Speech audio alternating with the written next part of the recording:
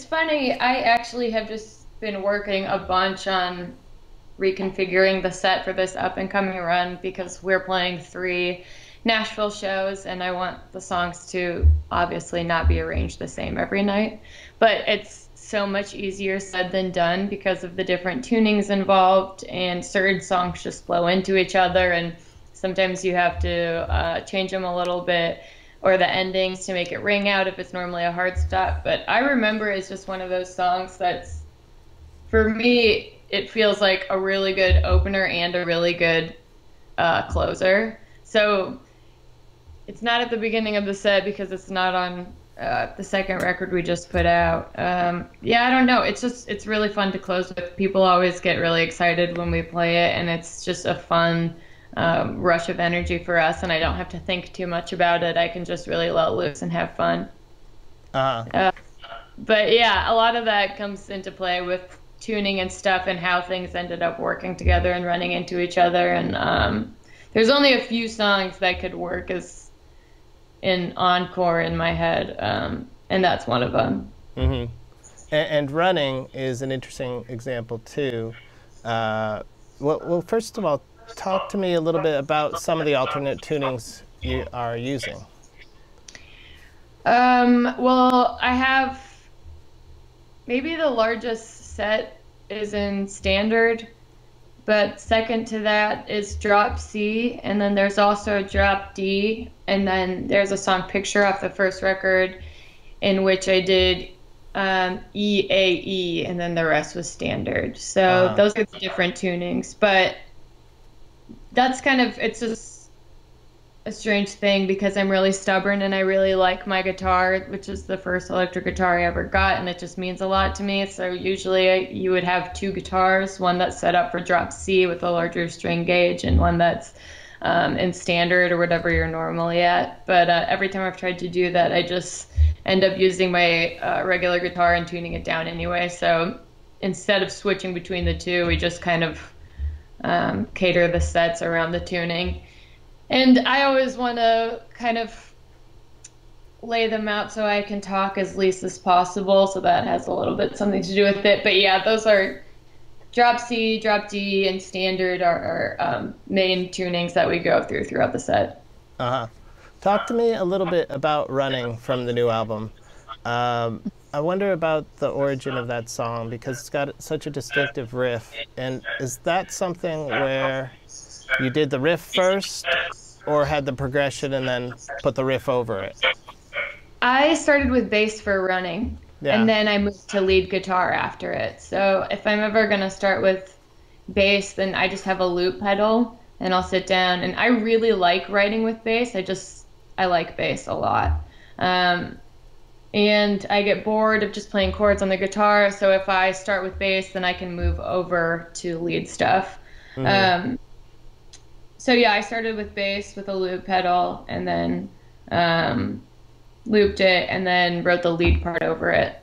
And then I kind of just move on. It's like I'll either get the bass part for the verse and the chorus and then loop all of that chunk and have it go into each other. But usually it's section by section when I'm starting with bass. And I just get them one at a time and see what goes into each other. And then sometimes I can start and take over guitar, but with Running, that lead part is so, it kind of pops in and then it's out, and it pops in and it's out. It's,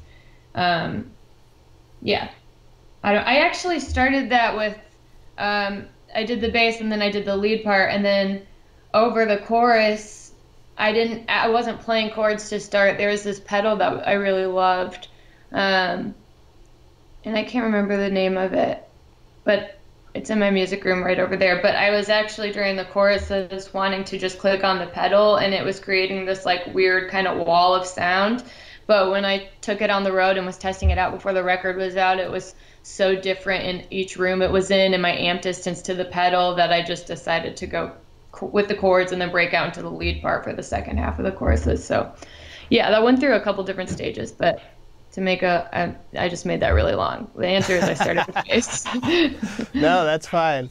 Well, you have such an engineering background. I wonder when you are writing, or when you're recording, how much of the song changes during the process from, oh, I'm done with the song, I'm ready to record it, to I'm recording it, and are they malleable up until the 11th hour? Yeah, the lyrics change the most. I'll have 5 or 6 drafts of lyrics before they even get to the studio, and then in there, if something doesn't feel right, it'll change. Um, those definitely change the most. And then I would say the biggest change doesn't happen within us playing it as a band in the studio, but it happens within me doing those demos and then sending them to the guys and working them out with everybody. That's when the Mm-hmm. most changes happens. I think that's just when I can be the most creative and I'm not sitting down and recording and writing things and in a room alone. It's nice when someone can actually be behind me playing drums and I can try it at different tempos, or I can try dropping out at different parts, certain things that I can't really do when I'm just writing alone. Um, Mm-hmm. so I would say the biggest changes occur over that period of time. Can you think of any examples of any lyrics that were major changes at the studio? Oh, well, this doesn't happen so since I do track everything on tape, I try and do everything I can beforehand. So, Mm-hmm. but this is a big one that changed from a demo to the final product was feel the same. Instead of saying, hope you're okay, I had wish you were dead. So that was a pretty drastic change. I found it the other day. I don't know what I was going through. I think I was just going through old demos and I was like, okay, wow, that's a little Wow. dramatic. But yeah, I don't know. I don't know what happened. But yeah, there's huge changes. I mean, sometimes full verses, I don't know.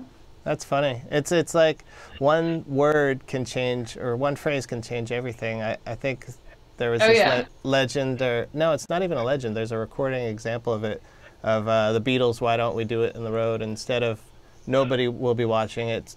Nobody will be watching us. It's everybody will be watching us, which is Yeah. totally different. Um, Yeah. Talk to me a little bit. Well, one last question about that song, "Running," is I hear in that song in the background, you can hear you harmonizing in this prettier voice, and then on top of it is the yelling voice. Was there Hmm. ever something in the creation of the song where you thought, okay, this we'll use this nice, pretty melody, or we'll use the yelling? And I guess, did you always know that the yelling would be the top track? Yeah, no, it's kind of my favorite thing to harmonize with screaming. And it's really Yeah. funny because when we track it, we're in studio, we had electrical audio, which the control room's upstairs and the tape transport's upstairs, and then downstairs is where you do vocals and stuff. So when I get up to do vocals, I'll have John, who's our assistant engineer, be upstairs tracking them. And in between, after I get the main line done, sometimes if I still want to mess around with harmonies, if I don't feel like I have them totally worked up, then I'll just have everybody out of the room and I'll just sit with the tape transporter at the console and just like rewind and practice different things and kind of go downstairs from there. But I've heard so many times from either like John or the band, they're like, wait, what? You're gonna go downstairs and harmonize over this scream right now? And I'm like, yeah, just it's gonna be fine. But yeah, I don't know. I don't know really where that comes from. But I mean, sometimes like in Guess There, it's just pretty much one line and it's kept really raw. And I think there's certain songs where that whole song is kind of just sarcasm over sarcasm, and something like that just works. It's like you don't need to be hearing anything else. Hmm. But I think the song like Running, where everything just feels like it's constantly building up, um, that sometimes that release that harmonies can give over screams, it just feels right and it feels appropriate. And for that one, it felt that way. Right. Talk to me a little bit about Sub Pop, and was that, listening to your music, you can hear some of those early Sub Pop bands' influence. I mean, correct me if I'm wrong, but Oh, yeah, was that like a childhood dream come true to be on Sub Pop? oh yeah, for sure. Yeah. Yeah, for everybody, it was really exciting. There's not many labels like that are just that legendary. So when we were presented the opportunity, we were definitely wanting to take it. But yeah, it's been great. I mean, I was born in 1990, so I honestly was not like, I only knew of Nirvana when they were huge. I can't say that I was really inspired by that, but I think there's a lot of bands that came out of that era that I really love. And to be on a label that was a big part in supporting that means a lot. But it's been really awesome working with them. Hmm. Yeah, who are the top people you look to when you do consider your formative years? You like my mug? I love your mug. Okay. I thought I was gonna say a band's name on it or something because you were revealing it like this is the No, top. I do have a Sub Pop mug though. I should have just, pulled it up. Some of my favorite bands, I really love the Breeders a lot. Um, Liz Phair's Exile and Guyville is really great. I like the Replacements. Um, Oh yeah, you guys did Left of the Dial, right? yeah, That's we cool. did. Yeah, I like playing Replacement songs are fun to just play on acoustic guitar. But yeah, I would say Kim Deal was one of my biggest influences. I just love her voice and I love all the recordings on those records, like Pod, I'll just listen to over and over and over again. And it's just little things that keep Hmm. my attention. And I think it's a really inspiring record. It's so heavy, but and dissonant, and it just feels really good to listen to. Yeah. Yeah, very good. Well, all right, let's turn right now to some of the questions from our readers. Here's a question from Maggie Cam. She says, "Hi, Alicia. I love how open and literal you can be with songwriting. Have you ever left things out of a song or written them differently because of the person you're writing about?" Yeah. I don't ever want to throw anybody under the bus. So I think when things are personal or I'm throwing myself under the bus, that can be okay at times. But if it's ever um, about somebody else, then I try and not make it obvious who it's about because I don't want to be mean or on bad terms with anybody. So Yeah. How many of the songs are about one, like, would you say a majority of none. the songs are about one person or everybody's No. different? One and a half is about one person. Everything else is about somebody else. It's all Okay. about, I mean, yeah, each song is about a different person. Or not a person at all, but situation. But yeah, Right. that's why it was really frustrating when everyone was like, it's a breakup record. I was like, these songs are not. This, I mean, I understand how it's perceived to be that way because it does Right. seem like a reoccurring person is coming up, but it's every song is about something completely different. So Right. a So lot it's of not a times it's breakup. a relationship I have with myself, and yeah. Right. So Thanks, it's not Maggie. not 12 different breakups necessarily. No, I um, yeah. Here's a question from Becca Guitar. Do you write for live or studio? Do you have to think hard about how complicated to make it so it's reproducible live? usually I don't try and limit myself so that I can do it live. I'll write things that challenge myself so I can become a better guitar player and then just know I have to practice them a bunch.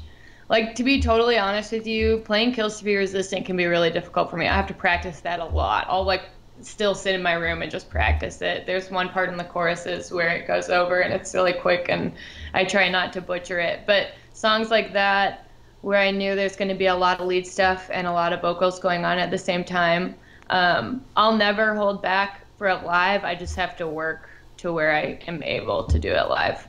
So Uh-huh. it's just a lot of work. But yeah, and do I write for studio or live? I would say neither. I try to just write and come up with a song that I like and I'm happy with, and then after that, think about how it's going to translate live and how it's going to translate in the studio.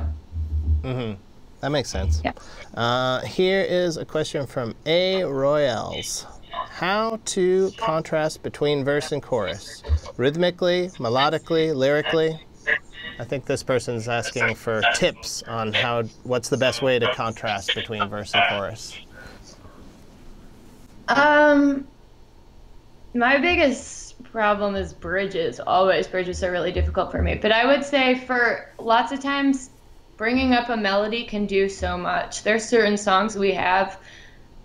I hate to say this because I feel like I'm ratting myself out, but I don't think it necessarily makes the song less of a song because of it. But if you listen to Trying, it's pretty much the same chord progressions throughout the song, except for the bridge. And it really is what's changing is the vocal melody, and it goes up and the dynamics.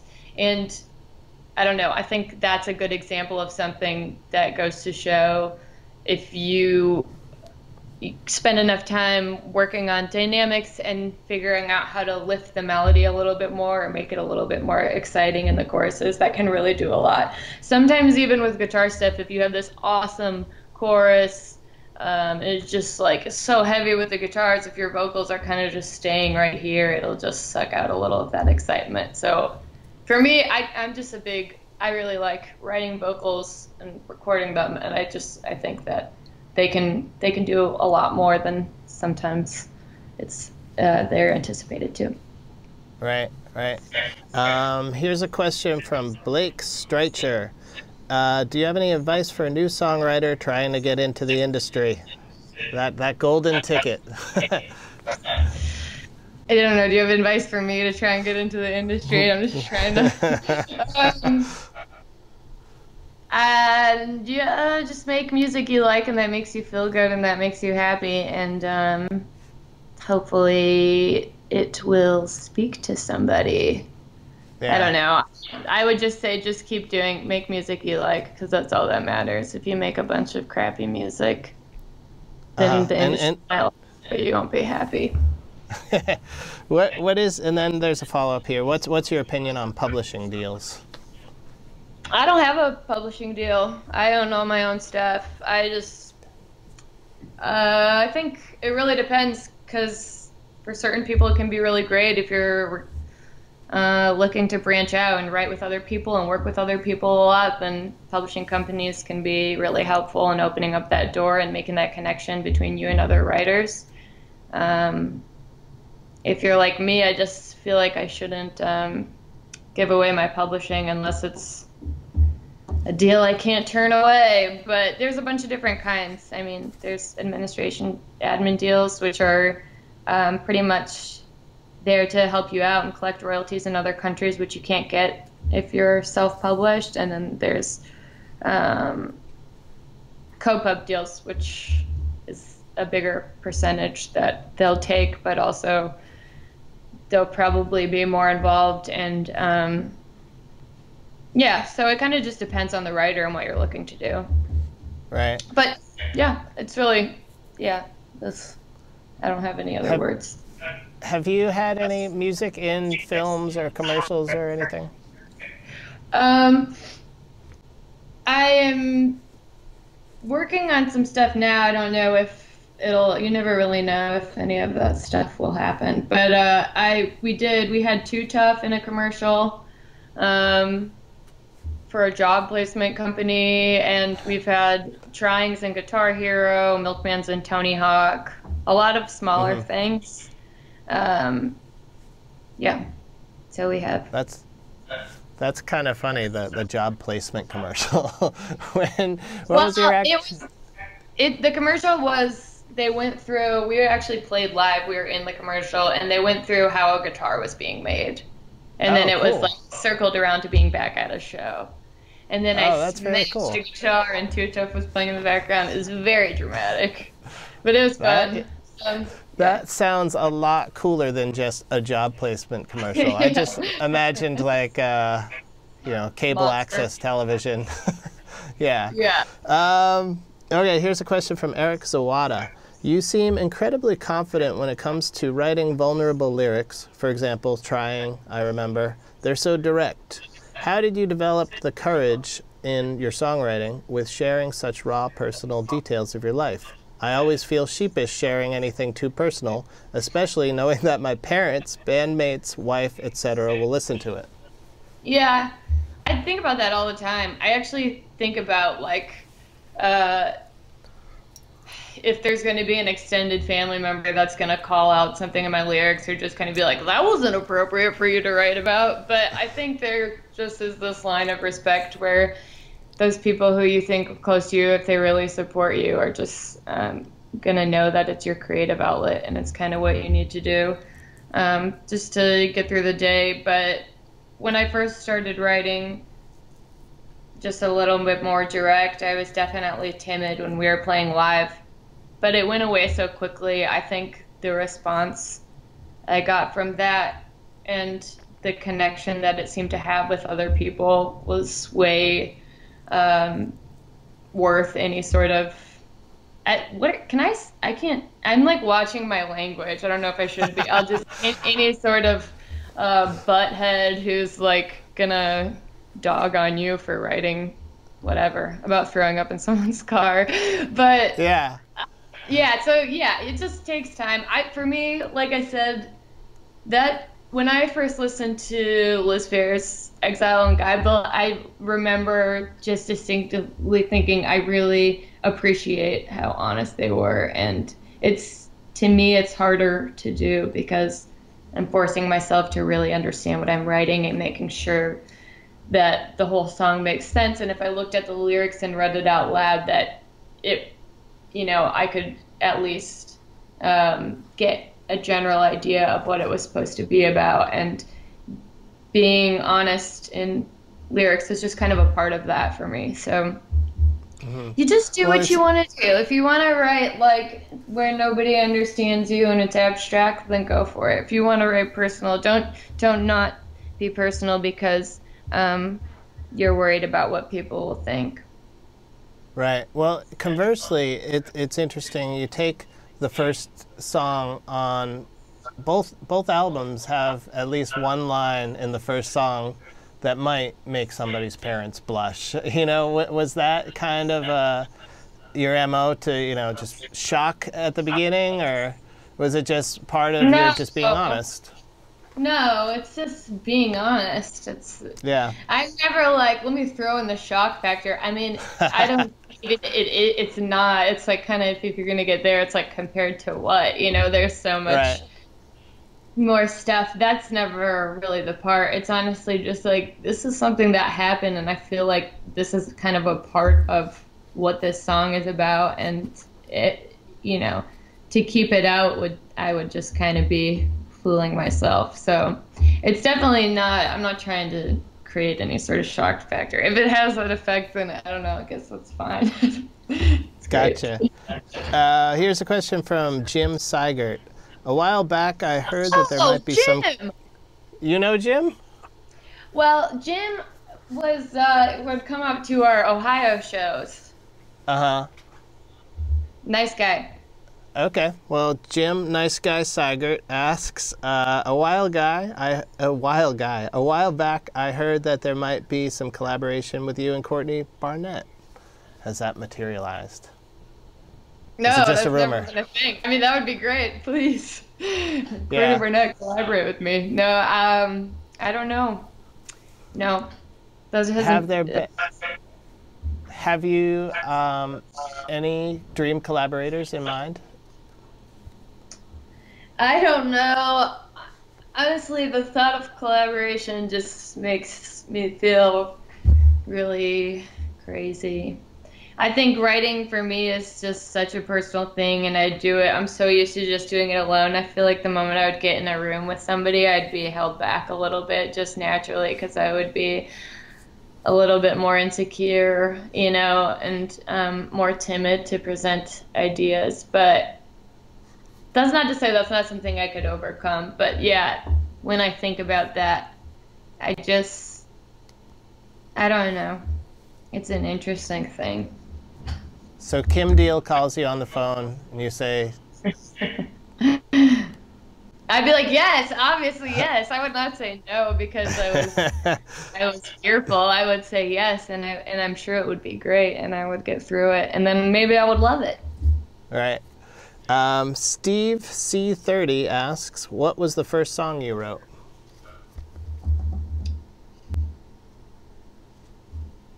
I think Oh, well, one of the first songs I wrote ever, I can't remember. When I was little, I used to write melodies all the time, and when I was in high school, I wrote really terrible songs.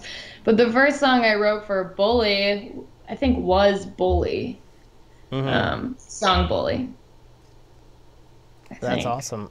I love when bands have their own title track. You I know, know. in a big country, Black Sabbath, Bully. Yeah. What was your experience with bullies growing up? I mean, I'm sure you get that question all the time, but I'd be remiss if I didn't ask since we're on the topic of it. What was my experience? What with Bully growing up?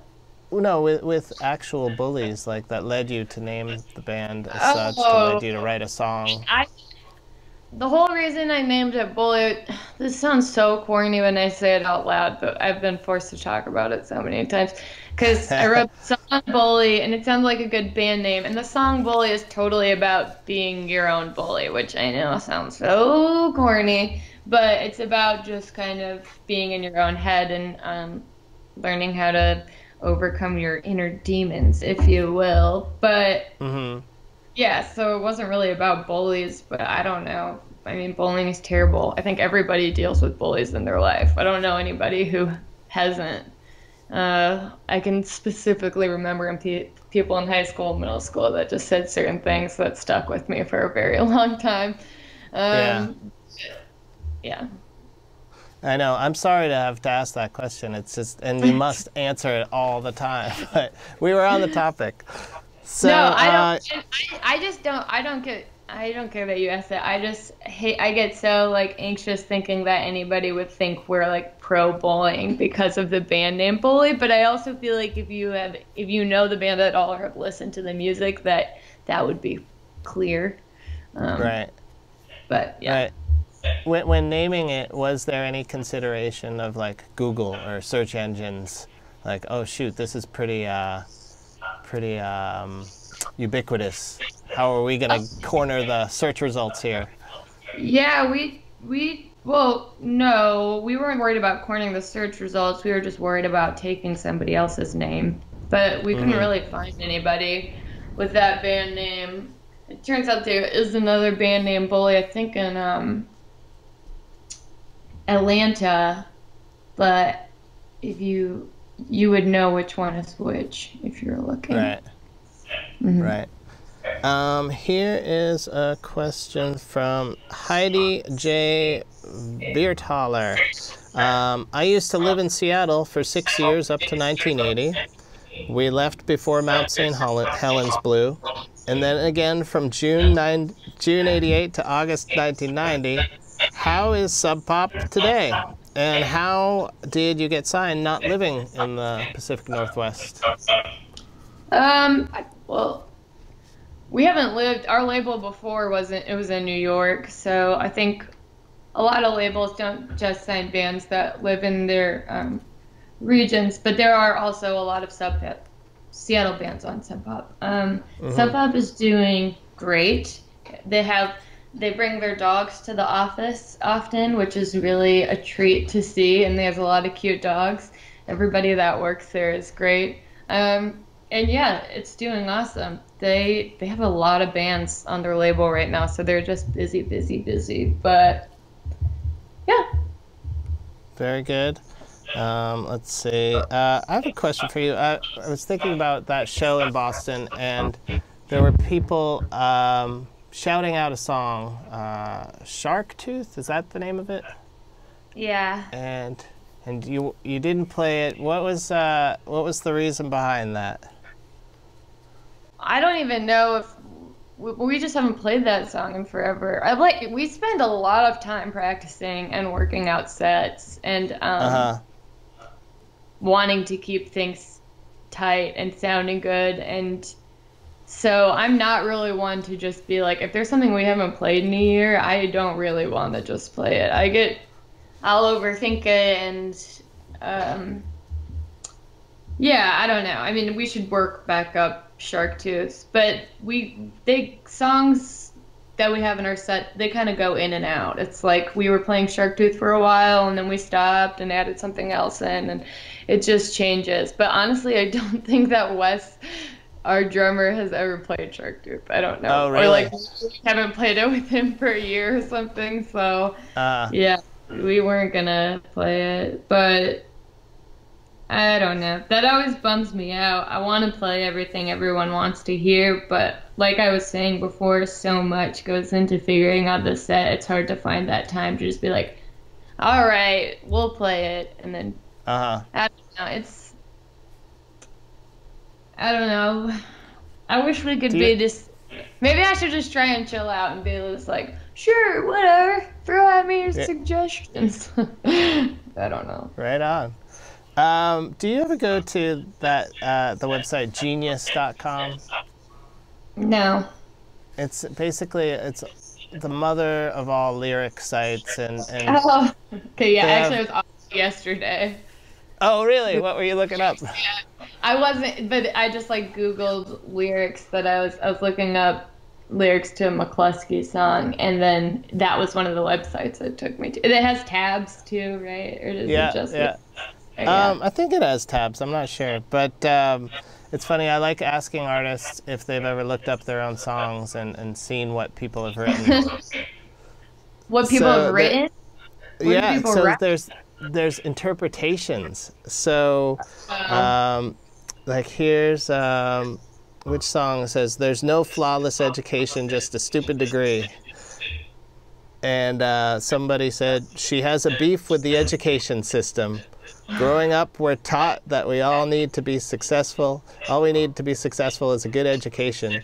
Alicia echoes the sentiment that many people have, which is, what good is devoting yourself to your education if all you get from it is a piece of paper? Is the genius I didn't contributor meet right? this person. Yeah, okay. I didn't know this even existed. This is It's why pretty did you tell wild. me? Yeah, no, I had a really difficult time with school. It was really frustrating ever since forever. I think the first time I started doing well in school was when I was in my upper division classes for audio engineering, and the reason I was doing well because I was actually interested in what I was studying. And so school was always a huge point of frustration to me. I just learned differently. I like to see things and feel things and just I was always that person who my friend next to me wouldn't study at all and get an A, and I was up till 2 in the morning studying and I would get like a C. So just school for me forever was really frustrating.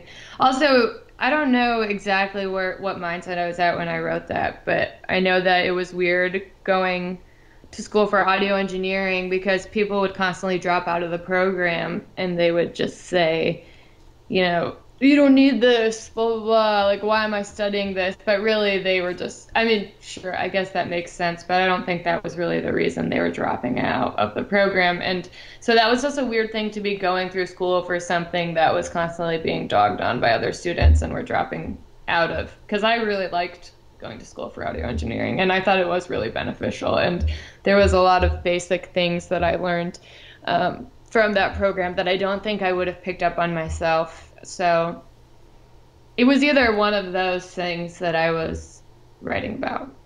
But yeah, that person is pretty spot on. Great.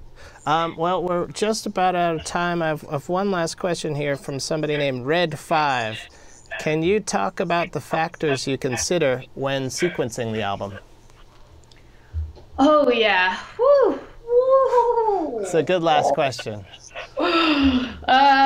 Yeah, it's pretty much just like I'll put things in my computer and then I'll just forever, which feels like it takes forever.